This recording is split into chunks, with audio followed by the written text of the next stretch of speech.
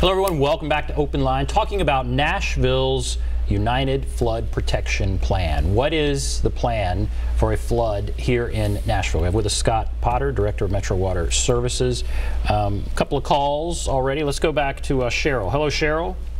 Hello? Go right ahead. What's on your mind? I listened to the guy where the people told him he did not need flood insurance. Okay. And I'm in another state. I bought a house 2007. They told me I did not need flood insurance. So the first year, 2010, it flooded here really bad. So they had to bring a boat in here to get me out.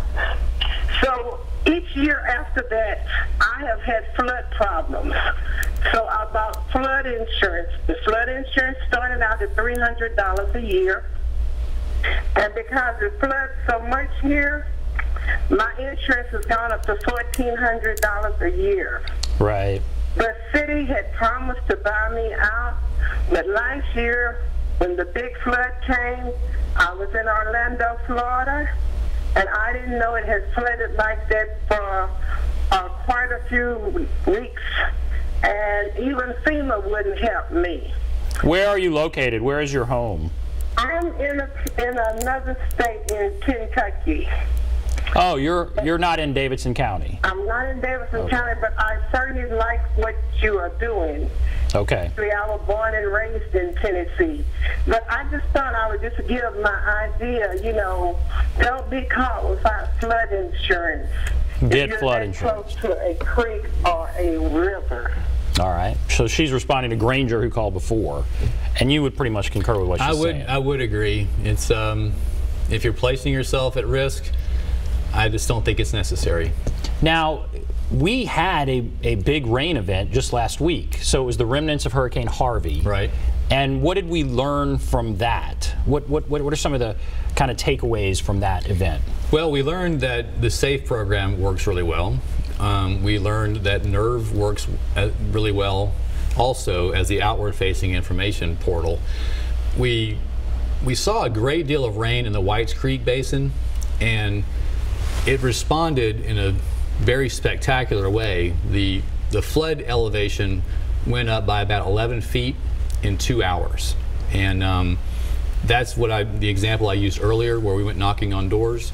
The SAFE program gave us the ability to forecast that flooding was going to happen. So we learned a lot about how how Whites Creek behaves in an extreme weather event. We learned that you're going to have different levels of rain in different parts of the county, so the streams are going to behave differently. One of the things we do to cover that is that we have 5 major tributaries to the Cumberland River. At Metro Water Services in the Stormwater Division, we have people, 2 engineers that are experts on how those streams behave under rain events. So we knew we had a rain event coming in the Whites Creek area that was going to be significant, so we had Jennifer Knopf, our expert engineer on the Whites Creek Basin. She was in the Emergency Operations Center providing direct input to the police officers, the firefighters, and the manager of OEM, telling them what she thought the stream was going to do. So it was a validation of what we're doing, and to me, it further demonstrated that we've got to get those citizens out of harm's way. Right. And one of my fundamental precepts as an engineer is that I don't try to fight Mother Nature. She's going to win every time. So you can't engineer yourself out of an 8-inch rain event in 6 hours. The water is going to behave like the water behaves. I've got to get people out of the way.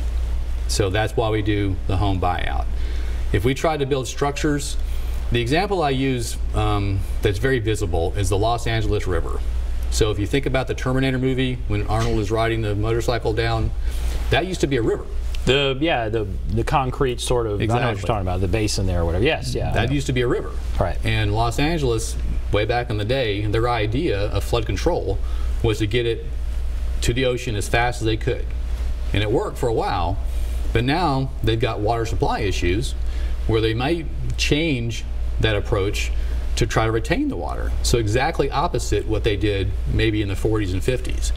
So What we try to do at Metro Water is go 20 years into the future, put ourselves at a meeting where we're watching the me and the Sonia 20 years from now, and have them not say, what in the world were they thinking? You don't want them yelling at you. Exactly. Right. So we're trying to get ahead of that problem and not try to engineer and build our way out of a flood.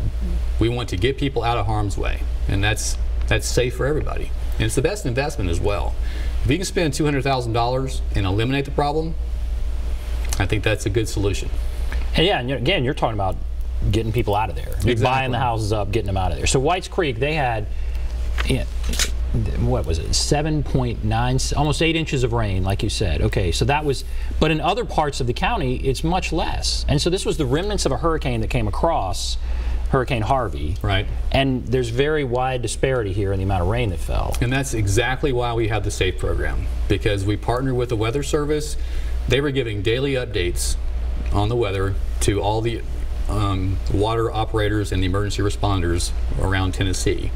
We worked really closely with the Corps of Engineers. They were giving daily updates to the mayor about how the river was behaving and what they were going to do.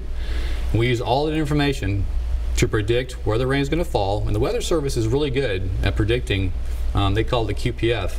They predict really well where the rain is going to fall. But in real time, we watch what's really happening, and we use the SAFE program to predict where we need to go rescue people. But what I want to do is go rescue nobody, because there's nobody to rescue. Because there's no one to rescue. All right, so we're gonna take a break, and then we're gonna come back and talk about downtown. So the SAFE program you've been talking about, that's more of the well, maybe it certainly affects the outlying areas.